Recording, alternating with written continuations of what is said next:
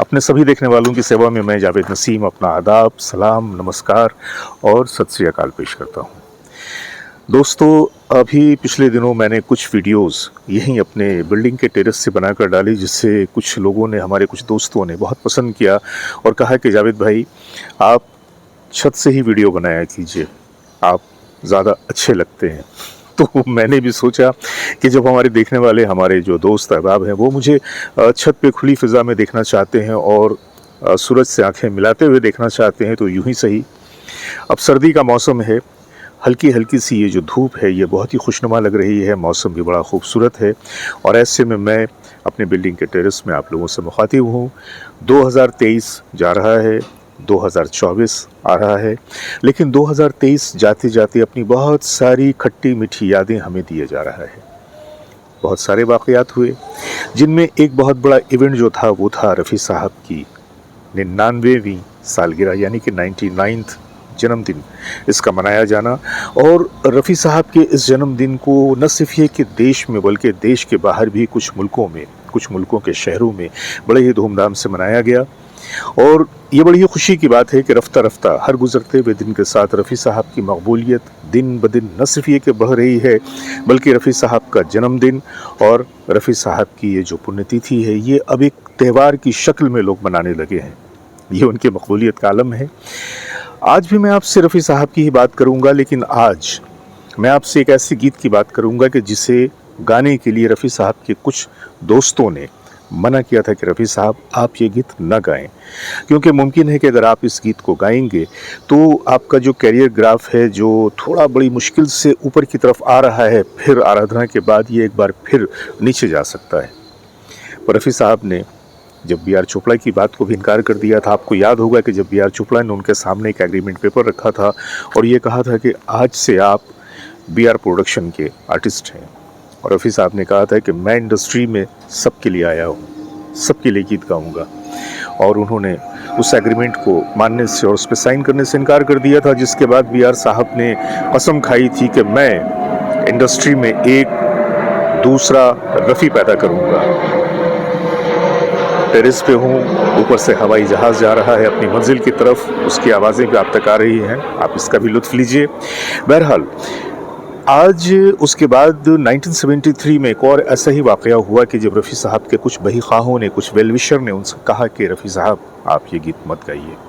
लेकिन रफ़ी साहब ने इस बार भी उनकी बात को मानने से इनकार कर दिया। ये बात है सन 1973 की। 1973 में एक फ़िल्म आई थी, पर वो कौन सी फ़िल्म थी और वो कौन सा गीत था मैं आपको बताऊंगा, लेकिन उसके पहले आप बने रहिए हमारे साथ, देखते रहिए हमारे वीडियो को, अपनी मोहब्बतों से अपने चैनल सिनेमाया को नवाजते रहिए, और फिर उसके बाद चलते हैं आज के वीडियो की तरफ।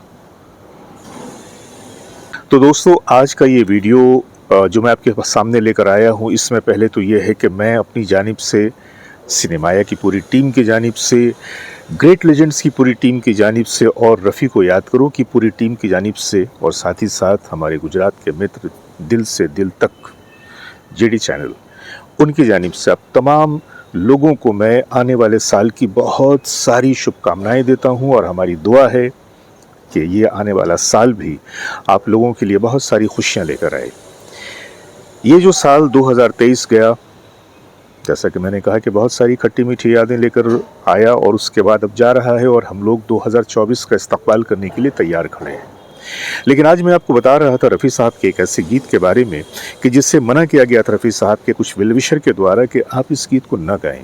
दोस्तों, 1973 में एक फिल्म आई थी, फिल्म का नाम था अभिमान, जिसे डायरेक्ट किया था ऋषिकेश मुखर्जी ने, गीत लिखे थे मजरूर सुल्तानपुरी ने, और उसे संगीत दिया था सचिन देव बर्मन ने। फिल्म में कई नगमे थे, हर फिल्म में होते हैं,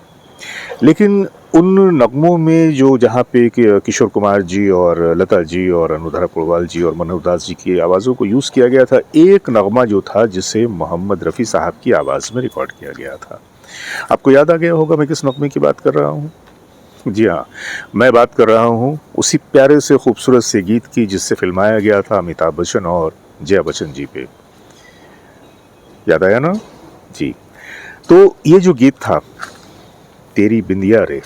ये जो इसकी जब संगीत सचिन देव बर्मन ने इसकी जब कंपोजिशन बनाई,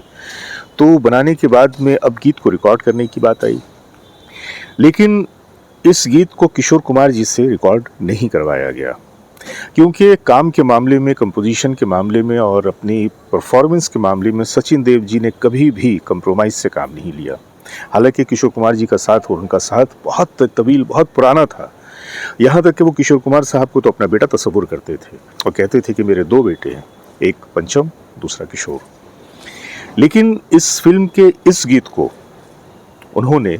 रफ़ी साहब से रिकॉर्ड करवाया और इसके पीछे जो कहानी छुपी है वो मैं बता रहा हूँ कि किसकी ईमा पर ये गीत रफ़ी साहब से रिकॉर्ड करवाया गया। दोस्तों, ये बात बहुत कम लोग जानते हैं कि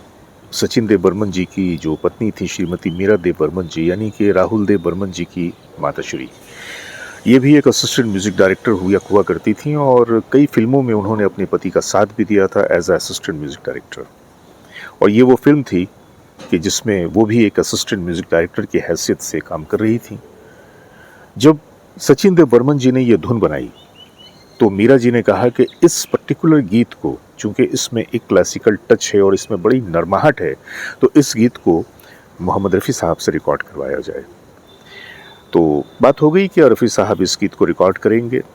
लेकिन हुआ ये कि जब इस गीत की रिहर्सल चल रही थी और उसमें वहाँ शायद कुछ 2-1 लोग मौजूद थे कि जिन्होंने बाद में रफ़ी साहब को इस बात के लिए मना किया कि इसमें आपके लिए कुछ ज़्यादा स्कोप नहीं है, इसमें तो ज़्यादा जो जगह मिल रही है वो लता मंगेशकर जी को मिल रही है। तो ऐसे गीत गा कर के जिसमें आप उभर कर सामने नहीं आ रहे हैं, इससे आपके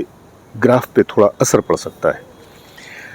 रफ़ी साहब ने कहा कि ये म्यूज़िक डायरेक्टर का काम है कि वो एज़ पर सीक्वेंस जो गीत लिखा गया है उसकी कंपोजिशन बनाए और मेरा काम है कि मैं अपने हिस्से को गा दूँ। मैंने तो बहुत सारे गाने ऐसे भी गाए हैं कि जिसमें मेरी सिर्फ एक लाइन है या सिर्फ एक आलाप है।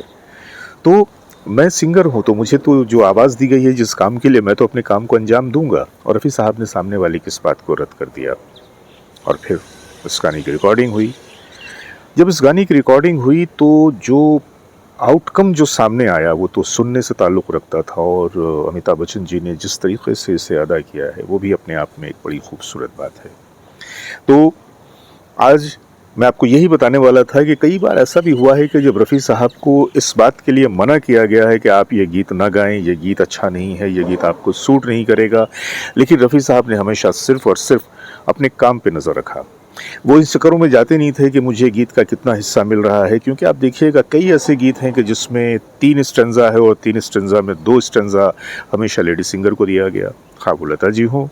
खा वो आशा जी हों या सुमन कल्याणपुर जी हों। तो हमारे सामने ऑलरेडी ये मिसाल मौजूद है। लेकिन रफ़ी साहब की ख़ास बात ये थी कि वो एक स्टैंज़ा उनको दिया जाए या एक आलाप दिया जाए या एक लाइन दी जाए, वो जब आते थे तो अपनी रंगत, अपना असर कुछ इस तरह से बिखेरते थे कि बस वो जो गीत होता एक तरह से अपने आप में न सिर्फ ये कि मुकम्मल हो जाता, बल्कि रफ़ी साहब भी उभर के कहीं ना कहीं सामने खड़े नज़र आते। इस गीत में भी ऐसा ही हुआ। जब रफ़ी साहब का स्टैंज़ा आया, जब उन्होंने अपने लाइनों की अदायगी की तो इतनी खूबसूरती से अदा किया कि लगता ही नहीं है कि इसमें कहीं पर भी लता मंगेशकर जी रफ़ी साहब पे ओवरकम होने की कोशिश कर रही हैं या हो पाई हैं। बहुत ही पैरेलल ये गीत था, बहुत ही बढ़िया खूबसूरत से गीत था। तो बस दोस्तों, आज 2023 के जाते जाते मैं ये छोटी सी कहानी आप लोगों के हवाले करके जा रहा हूँ, इस उम्मीद के साथ कि हमेशा की तरह आप